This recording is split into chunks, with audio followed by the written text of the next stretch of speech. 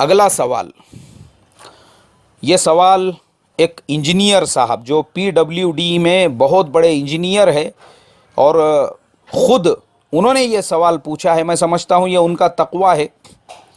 उन्होंने कहा, मौलाना हमारे डिपार्टमेंट में ऐसा है कि जो भी कॉन्ट्रैक्टर है, इंजीनियर के साथ में उसका एक परसेंटेज फ़िक्स होता है, चाहे आप लो मत लो, वो उसको देना ही पड़ता है। उसके बग़ैर में इंजीनियर इंस्पेक्शन करके उसको डन नहीं करता।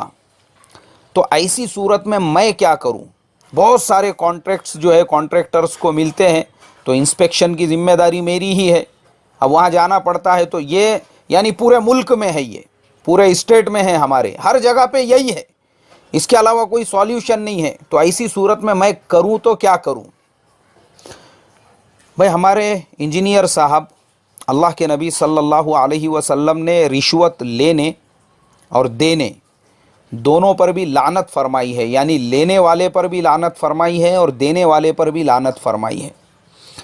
रहा पीडब्ल्यूडी या फिर और दूसरे जो गवर्नमेंट के डिपार्टमेंट्स है, या बहुत सारी चीज़ें हैं जहाँ पे एक अमाउंट फ़िक्स होता है जो इंजीनियर को हर हाल में मिलना ही मिलना है, तो ये चीज़ों ने ही हमारे मुल्क हिंदुस्तान को खोखला करके रख दिया। मैं देखता हूँ, मैं मलेशिया गया, मैंने वहाँ पर देखा, मैंने थाईलैंड के अंदर देखा, साउथ कोरिया में मैंने देखा, उसके अलावा दुनिया के दीगर मुल्कों में भी अगर आप देखोगे तो वहाँ पर जो आपको साफ़ सफाई मिलेंगी, रोड मिलेंगे, इंफ्रास्ट्रक्चर मिलेगा, तरक्की मिलेंगी, वो तमाम जो चीज़ें हैं वहाँ के लोगों की मेहनत की बरकत से। वहाँ के लोगों ने क्या किया, अपने आप को खपा दिया मुल्क को डेवलप करने के लिए। वहाँ रिश्वत का कोई तसव्वुर नहीं है, वहाँ पर घूस का कोई तसव्वुर नहीं है। वहाँ पर हर आदमी ये चाहता है कि मैं पूरी ईमानदारी के साथ अपने देश के लिए कैसे खिदमत कर सकूँ, कैसे कोशिश कर सकूँ। हर आदमी की ये फ़िक्र होती है। जैसे मैंने इससे पहले बताया था, साउथ कोरिया के अंदर हम लोग सिटी के अंदर एक कार में कहीं पे सफ़र कर रहे थे, तो हमारे आगे एक कार वाले ने अपनी कार रोक दिया, बड़ा ऑफिसर, और वो कार में से निकल के रोड के ऊपर कुछ कचरा वगैरह, पेपर के टुकड़े वगैरह गिर गए थे, उसने वो सारे टुकड़ों को जमा किया, फिर अपनी कार में बैठा, कार आगे निकल गई।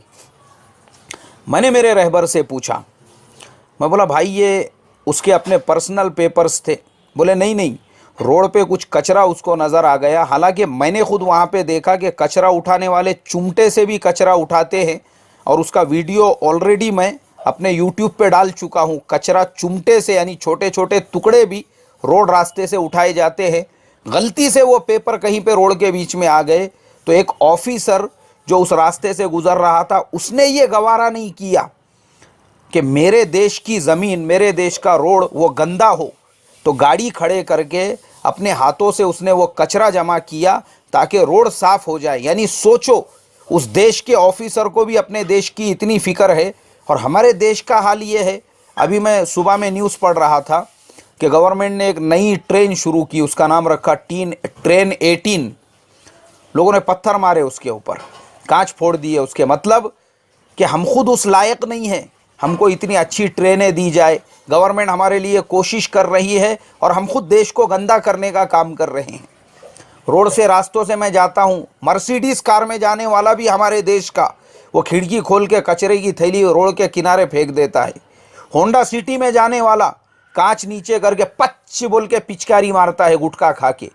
तो हमारे देश का पढ़ा लिखा भी वैसा ही है, होंडा सिटी वाला भी वैसा ही है, मर्सिडीज़ वाला भी वैसा ही है। वो खुद देश को गंदा और गलीज करने में लगे हुए हैं। तो हमारे देश में क्या हो चुका है, ये प्रॉब्लम जो है ना, ये हमारा है, हमारा। गवर्नमेंट अपनी जगह पे पूरी पूरी कोशिश कर रही, अब हम खुद इस तरीके से रिश्वतें लेंगे और देश के माहौल को गंदा बनाएंगे। मुझे बताओ ना आप, हम साउथ कोरिया के, मलेशिया के, सिंगापुर के लेवल पे कैसे जा सकते हैं? हालांकि वो मुल्क हमारे बाद आज़ाद हुए। हमारे यहाँ तो भी अंग्रेज़ों ने जब छोड़ के गए तो देश में ट्रेन छोड़ कर गए, रोड रास्ते छोड़ कर गए, बड़े बड़े गवर्नमेंट ऑफिसेस छोड़ कर गए। हम लोगों को अच्छा खासा डेवलप करके गए अंग्रेज़ों ने।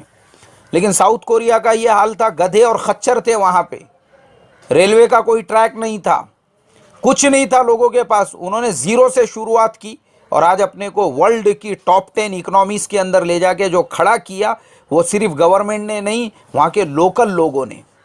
और हमारे देश को जो हमने आज इतना बदतर और बदहाल बना दिया, आज भी गुर्बत, आज भी किसान खुदकशी कर रहे हैं, आज भी रोड नहीं, आज भी कहीं पे बिजली नहीं, इसके ज़िम्मेदार सिर्फ मैं और आप है।